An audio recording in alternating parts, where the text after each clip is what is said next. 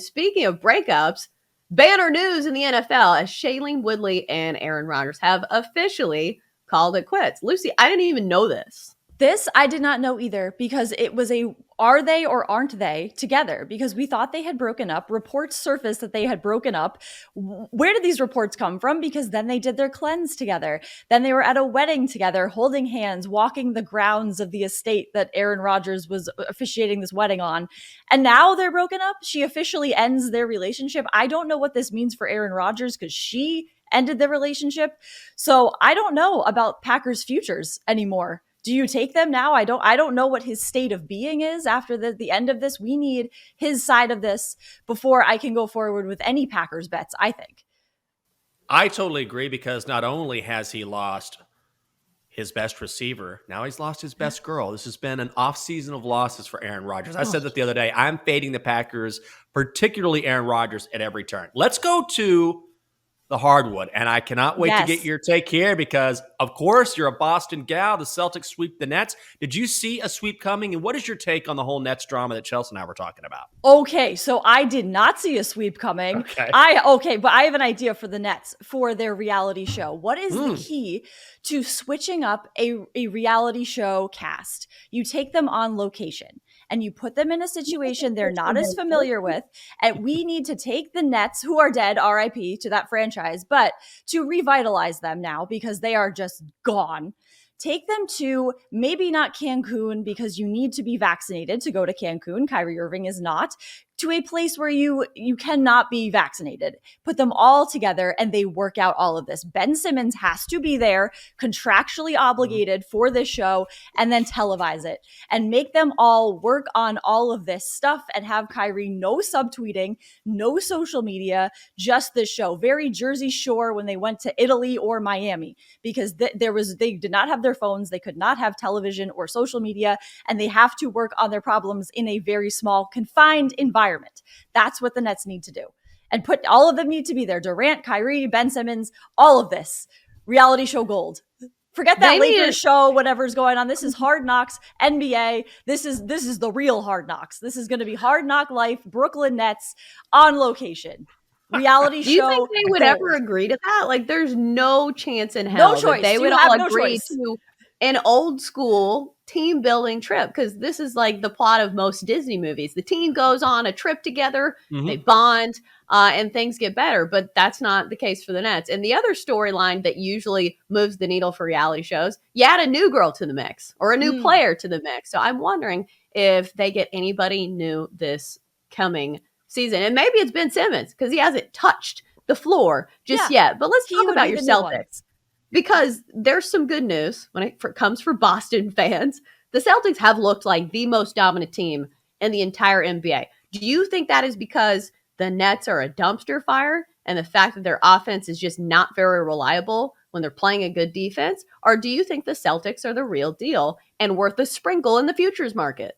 I think the Celtics are the real deal. And we have seen time and time again the value of gelling at the right time. And that's what the Celtics are doing. They have come together at the exact right time. I think it's a combination right now of the Nets falling to pieces before our eyes and the Celtics really coming together in a way that I would call this a championship run they are going on right now.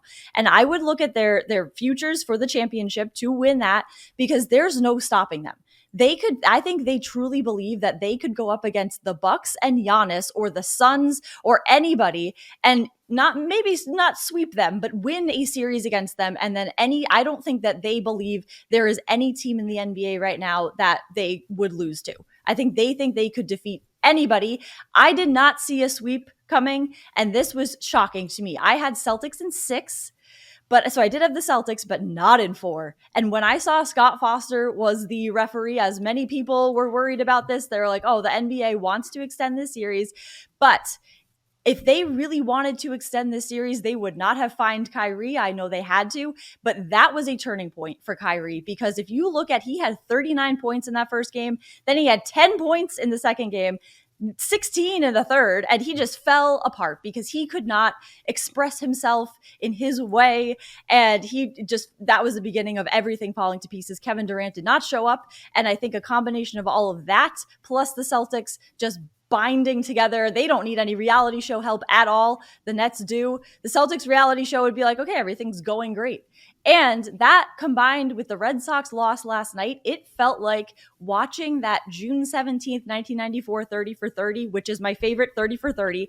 The two different, you're watching just things happening that are bad and good at the same time. And you're flipping back and forth to the Celtics are winning, but the Nets are kind of closing in. But then you turn back to the Red Sox and they're giving up grand slams. And then the Celtics, you go back and they win. And then the Red Sox lose in just devastating fashion. So it was absolutely just a roller coaster of emotions. But the Celtics, if one team was to win, I would want the Celtics to win last night. We're talking with Lucy Burdge, BetQL writer. You can also hear her as host of Back to the Futures each Sunday night on BetQL.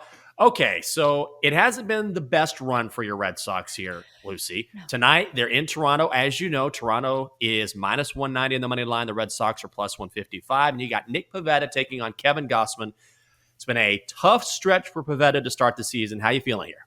So I'm going to take Red Sox money line until the wheels fall off. I am going to quadruple down and only do Red Sox bets today.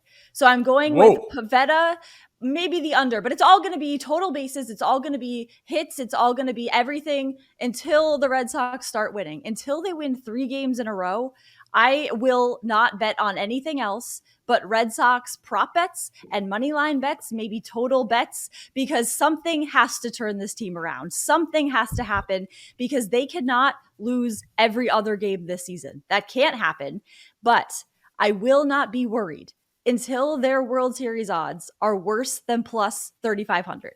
Because right now they're at plus 2,800, last I checked, and that's not the worst they've ever been. They've been at plus 3,000. It was last August, September, they got to that, and they got to the ALCS. So I'm not completely worried, but day to day, a little bit concerned. Concern level it has risen from a 4 to a 5 out of 10. Lucy, I think this is on you. Where's your vision board for the Red Sox? I think this is completely on you. I am waiting for Alex Cora to return from COVID to put my vision board together. That's the key here. We need Alex Cora back. That's, I think, the key. That's the problem is then once they get back into the States and Concierge Marie in Canada can tell them to, bonjour, get out of here, au revoir, then maybe they will start winning again. Well, also, that's a tough road trip because you cannot play in Canada unless you're vaccinated. And I know that the Red Sox have several players who are not vaccinated. So maybe you're right. Maybe once they get back into America, they can be a little better. And finally, seems like you're tuned into baseball. What's the best storyline in baseball right now that maybe we're not paying attention to? Okay, the Yankees fan base bashing needs to get more attention. Shine a huge spotlight on this because Miles Straw, my guy, went after the Yankees fan base, and finally a professional athlete says it. They are a classless fan base. Thank you, Miles Straw. When I saw that, I was like, this guy, put him in the Hall of Fame. Whatever he does in his career, this will be the moment I will remember forever because he, not only that, but face to face, one after them, finally, growing up, everyone, my family saying the Yankees are classless. It's the fans, not the players. It is true. The fans are trash. They are garbage. And whatever Yankees fan says that, I'm a Yankees fan and I would never do that. Well, some of your fans did. So there you go. Classless fan base, Miles Straw, thank you very much. My favorite baseball player right now. You heard it here first. A Red Sox fan calling the Yankees fan base classless. Wow. I've never heard it. I've never heard anything like it before. Unbelievable. Never. From a professional athlete, that just hit home. I was like, yes, this guy is a walking grand slam. This guy is fantastic. Miles Straw for MVP.